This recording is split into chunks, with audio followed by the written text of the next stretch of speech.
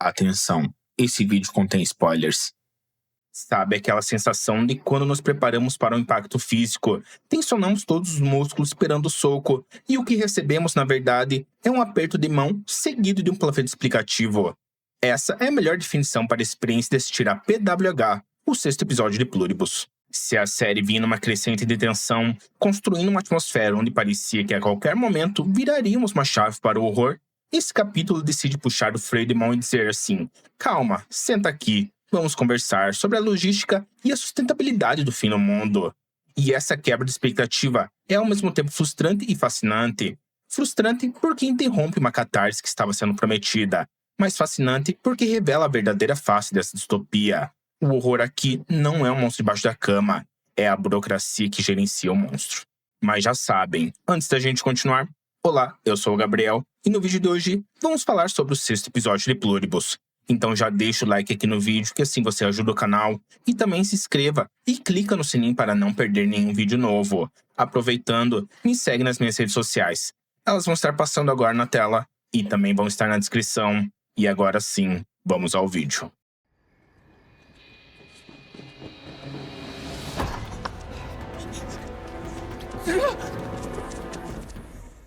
O episódio retoma a ação exatamente onde o ponto anterior nos deixou, com aquele cliffhanger que prometia transformar a ameaça da série. A direção de Ganja Monteiro assume inicialmente uma estética de found footage, crua e urgente. Vemos a lanterna de Carol, vivida pela Rhea Seehorn, cortando a escuridão no frigorífico, revelando um pedaço de corpos. A câmera treme, a respiração ofegante entrega o pânico imediato. Tudo indicava uma guinada para o survival horror. No entanto, Pluribus tem essa característica peculiar, que oscila entre o charme autoral e o defeito de ritmo, e subverte a expectativa não pelo choque, mas pela normalização do absurdo. Em questão de minutos, o que se desenhava como um filme de terror se transforma numa palestra corporativa sobre eficiência energética. Mais para frente do episódio, descobrimos o significado da sigla que dá título ao episódio, PDH, que significa Proteína Derivada de Humanos. O nome é asséptico e clínico. Parece algo que se compraria num pote gigante numa loja de suplementos de academia ou que veríamos numa gôndola de supermercado. E essa é a grande piada e macabra do roteiro. A série pega o tabu máximo da humanidade, o canibalismo, e o transforma numa questão de reciclagem, de aproveitamento de recursos. É o horror industrializado, embalado a vácuo e vendido como solução verde. Essa descompressão súbita do suspense é uma jogada arriscada, talvez arriscada até demais. Por um lado, demonstra uma confiança inabalável dos criadores no próprio texto, apostando que consegue sim segurar a audiência com debates filosóficos e dilemas éticos, em vez de algo como os jumpscares. Por outro, gera um anticlímax tremendo. A sensação que paira é de que a série estava mais interessada em explicar a piada e as regras do seu universo do que permitir que sentíssemos o peso real, humano e traumático daquela descoberta. Carol mal tem tempo de processar o horror diante de seus olhos antes de ser soterrada por explicações lógicas e racionais. Fica a impressão de que o choque foi atropelado pela necessidade do roteiro de se mostrar inteligente e articulado, e para explicar o inexplicável, Pluribus puxa uma carta da manga que merece aplausos pela ousadia: o John Cena. A figura do pacificador surge num vídeo institucional da coletividade para explicar por que o consumo de carne humana é na verdade um ato de amor, lógica e necessidade.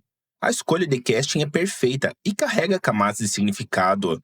Cena tem aquele carisma de plástico, aquele sorriso largo e confiável de quem está vendendo seguro de vida ou um carro usado na TV aberta.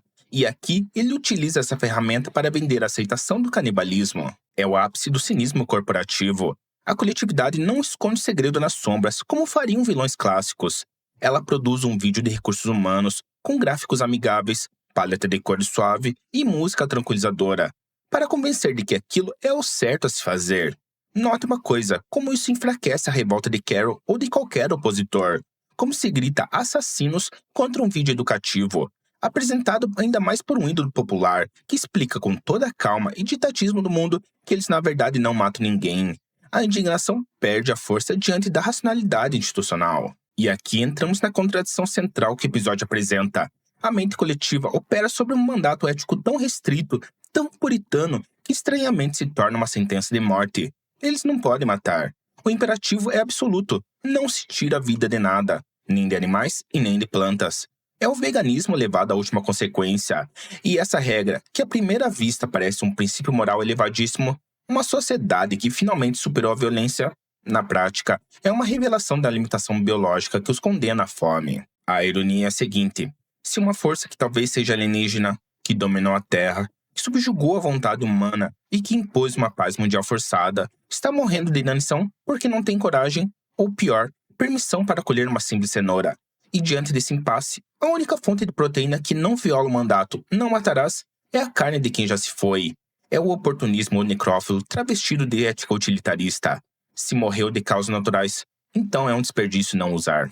Isso transforma a percepção sobre a coletividade. Eles deixam de ser os vilões malvados bidimensionais de desenho animado e viram vítimas da própria ideologia.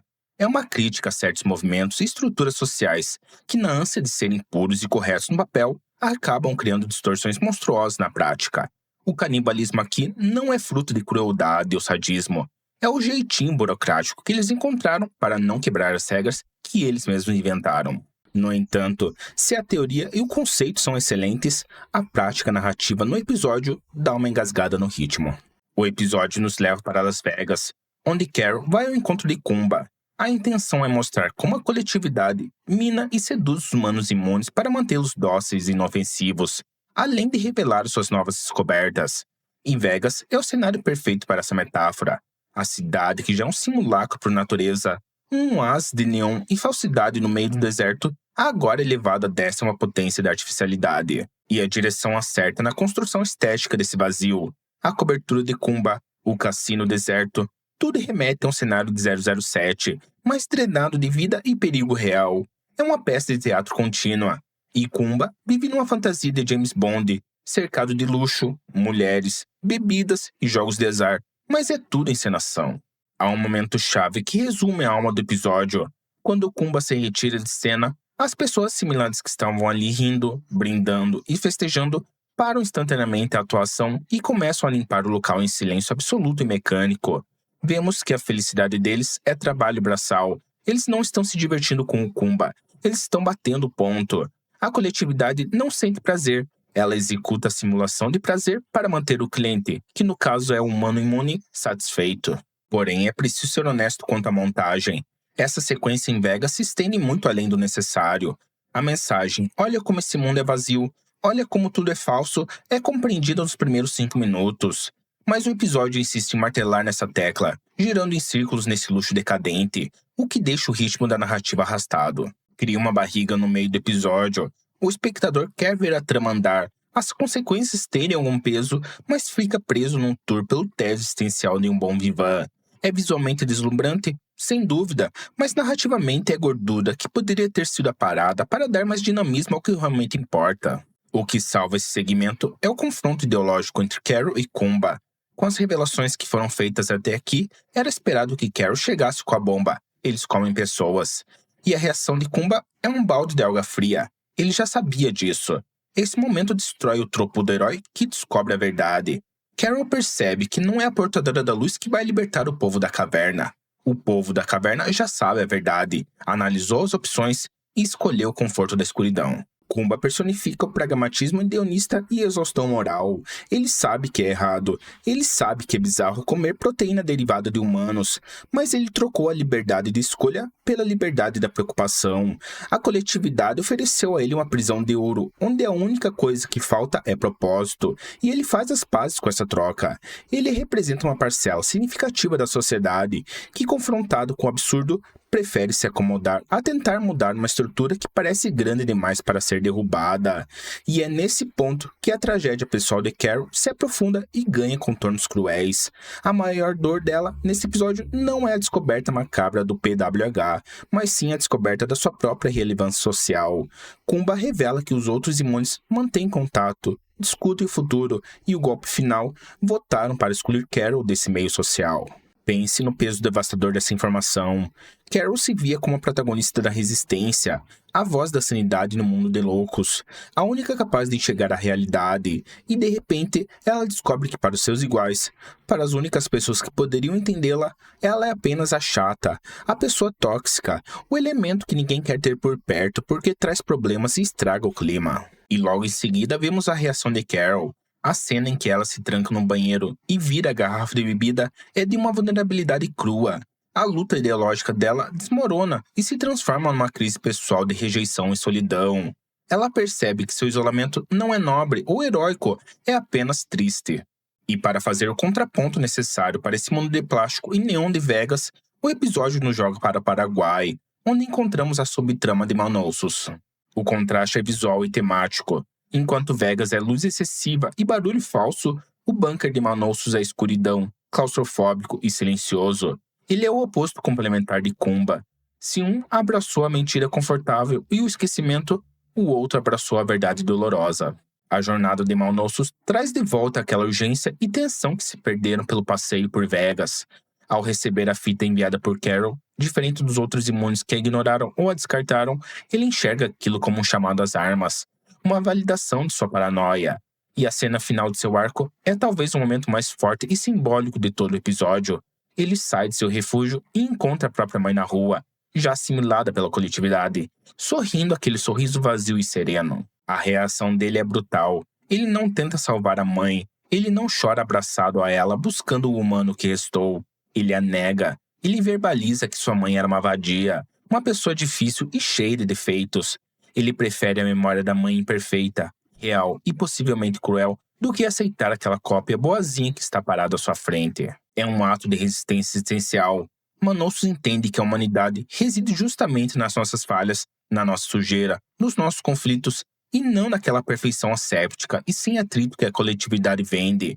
Rejeitar a felicidade falsa em nome da dor real é o ato mais humano que ele poderia ter ali. E por fim, precisamos dissecar o grande plot que o episódio traz, a questão do consentimento. Descobrimos que para a assimilação ser completa e biologicamente viável, a coletividade precisa extrair células-tronco dos imunes. Mas aqui a ironia atinge o teto. Eles precisam de consentimento voluntário e informado para o procedimento. Eles dominaram o mundo, controlam bilhões de mentes, mas empacam numa burocracia de um termo de responsabilidade assinado. Carol e os outros imunes não precisam necessariamente pegar em fuzis para lutar. A princípio, eles só precisam dizer não. É uma inversão de poder fascinante. Uma força onipotente é travada por algo técnico e ético que ela mesma impôs. Isso garante que a série continue existindo. Afinal, se pudessem forçar o procedimento, a história acabava. Mas levanta uma questão filosófica pertinente. Que tipo de conquistador é esse que pede licença e assina a papelada antes de invadir a sua biologia?